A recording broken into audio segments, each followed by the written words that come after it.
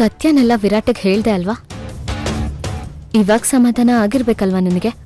ಭೈರವಿ, ಅದು ನಾನು ಪಾಪ, ನೀನಿಷ್ಟೊತ್ತು ನನ್ ಬಗ್ಗೆ ವಿರಾಟಿಗೆ ಹೇಳ್ತಾ ಇದ್ದೆ, ಆದ್ರೆ ಅದನ್ನ ಕೇಳಿಸ್ಕೊಳಕ್ಕೆ ಅವ್ರು ರೆಡಿ ಇಲ್ಲ ಅಲ್ವಾ?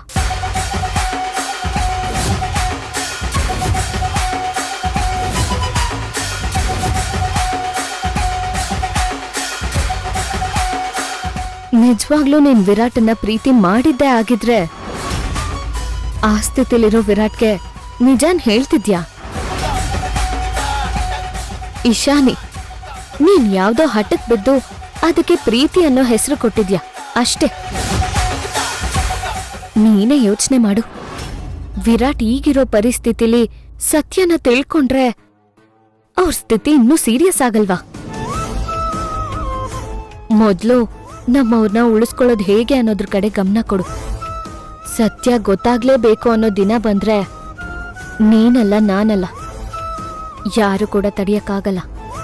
ನಿನಗೆ ವಿರಾಟ್ ಸಿಗ್ಲೇಬೇಕು ಅಂತ ನಿನ್ ಹಣೆಲ್ ಬರ್ತಿದ್ರೆ ಅದನ್ನ ತಪ್ಸಕ್ಕೆ ಯಾರಿಂದನೂ ಸಾಧ್ಯ ಆಗಲ್ಲ ಇಶಾನಿ.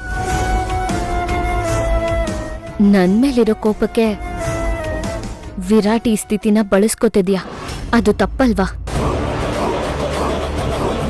ನಿಜವಾಗ್ಲೂ ನಿನಗೆ ನನ್ನನ್ನ ಸಿಕ್ ಹಾಕಿಸ್ಲೇಬೇಕು ಅನ್ನೋದಿದ್ರೆ ತಪ್ಪಿಸ್ಕೊಳ್ಳಕ್ಕೆ ನನಗೂ ಬರುತ್ತೆ.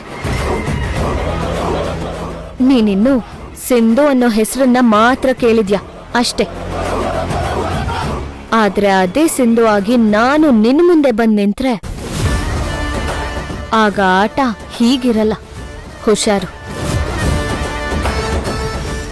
ನೋಡಿ ಶಾನಿ, ಇನ್ನೊಂದ್ಸಲ ಹೇಳ್ತಾ ಇದ್ದೀನಿ, ಸರಿಯಾಗಿ ಕೇಳಿಸ್ಕೊ. ನಿನಗೆ ವಿರಾಟ್ ಬೇಕು ಅನ್ನೋದಾದ್ರೆ ಈ ತರ ಸಂಚ್ ಮಾಡೋದನ್ನ ಬಿಟ್ಟು ಅವ್ರ ಮನ್ಸನ್ನ ಗೆಲ್ಲೋ ಕೆಲ್ಸ ಮಾಡು.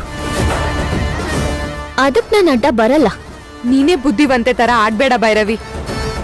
ಅಕಸ್ಮಾತ್ ವೀರ್ ಮಲ್ಕೊಂಡೆ ನೀನ್ ಹೇಳಿದ ಮಾತೆಲ್ಲ ಕೇಳಿಸ್ಕೊಂಡ್ರೆ?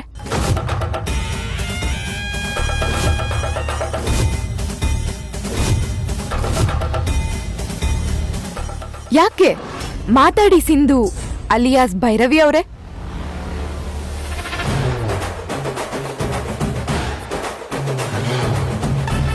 ನೀನ್ ಹೇಳ್ದಾಗೆ ವಿರಾಟು ನಾವ್ ಮಾತಾಡಿದ್ದನ್ನೆಲ್ಲ ಕೇಳಿಸ್ಕೊಂಡಿದ್ದಾರೆ ಅಂತಾನೆ ಅನ್ಕೊಳ್ಳೋಣ. ಆಗ ವಿರಾಟ್ ಏನ್ ಹೇಳ್ತಾರೆ ಗೊತ್ತಾ? ನನಗೆ ಸಿಂಧು ಆದ್ರೂ ಓಕೆ, ಭೈರವಿ ಆದ್ರೂ ಓಕೆ. ಯಾಕೆ ಅಂದ್ರೆ ಇಬ್ರು ಒಂದೇ. ನಾನ್ ಪ್ರೀತಿಸಿದ್ದು ಹೆಸರನ್ನಲ್ಲ ನಿನ್ನನ್ನ, ನನಗ್ ಬೇಕಾಗಿರೋದು ನೀನು ಅಂತ ಹೇಳ್ತಾರೆ. ಆಗ ನೀನೇನ್ ಮಾಡೋದಕ್ಕಾಗತ್ತೆ?